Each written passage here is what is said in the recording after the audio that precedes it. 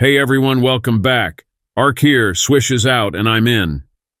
Today we're diving into one of the biggest shakeups in the WNBA offseason so far. The Fever just went full-on nuclear. Kind of from across the street, just how would you evaluate Christy Sides and kind of her performance as a first-time head coach so far? Yeah. I mean, what a roller coaster ride for her.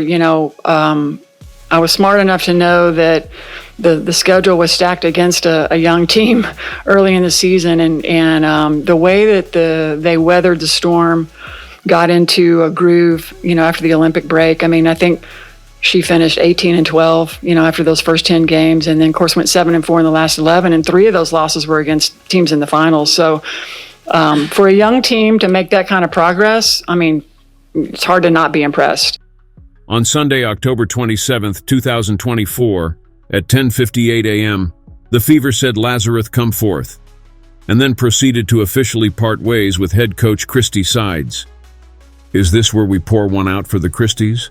Sorry, is it too soon? I want this team to be the leader in the country, and a brand, an enduring brand, like Apple or something. I mean, we have a real opportunity here. So I think that's a goal for the future. It's always about your players. I was raised by Donnie Walsh, and it's not about me, it's about our players, and I want to put them out front. These are dynamic women. They're tremendous people, and they're just tremendous basketball players. So we're going to look for ways to continue to grow that. The Fever isn't just changing gears, they're swapping out the whole engine. With new leadership across the board, from team president to GM and now a head coach, the Fever clearly means business. Let's break down what went down, why Sides is out, and who could be stepping in. And remember to hit that like button and subscribe if you're here for the latest hot takes and WNBA updates. So let's set the stage.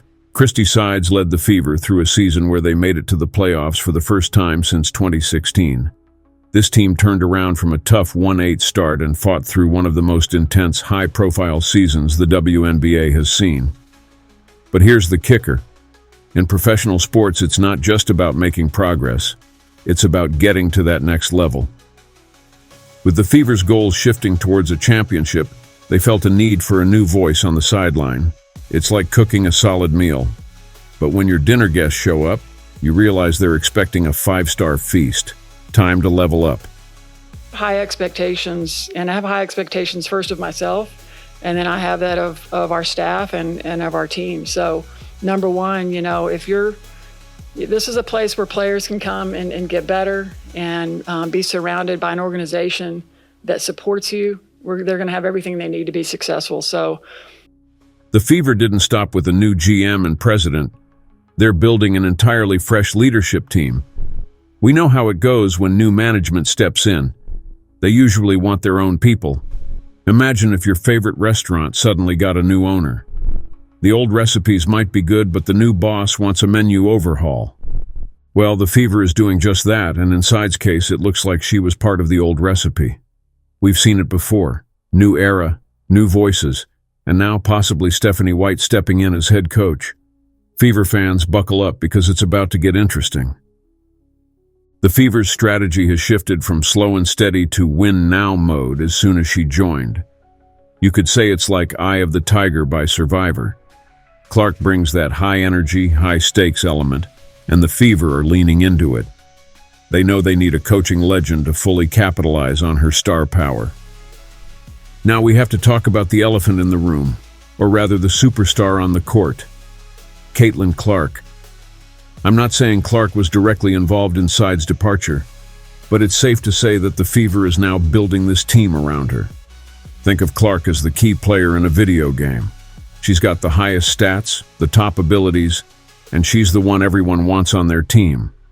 Now, what kind of coach do you want for a player like that? Probably someone with a proven championship resume, and that's where names like Stephanie White come in. Let's give Sides credit where it's due. She turned a losing culture around and helped shape a cohesive, motivated team.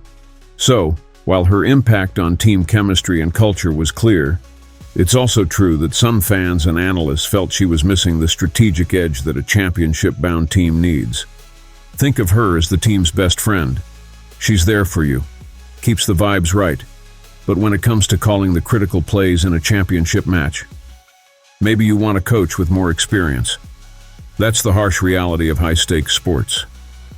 All right, let's bring some classic Kenny Rogers wisdom into the mix here, because if ever there was a know when to hold 'em, know when to fold 'em situation, this is it. The Fever didn't just draw a card with Christy Sides. They took a chance, hoping she'd be the coach to lead them through the rebuild. And for a while, she played her hand well, making some big moves, developing key players, and even turning the team into playoff contenders for the first time since 2016.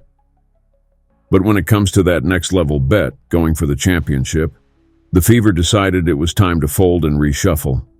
It's like playing poker when you're one card away from a royal flush, but you know deep down that the odds are against you with the current hand. The Fever saw that to get to the championship, they'd need to take a new gamble, one that involves a more seasoned coach.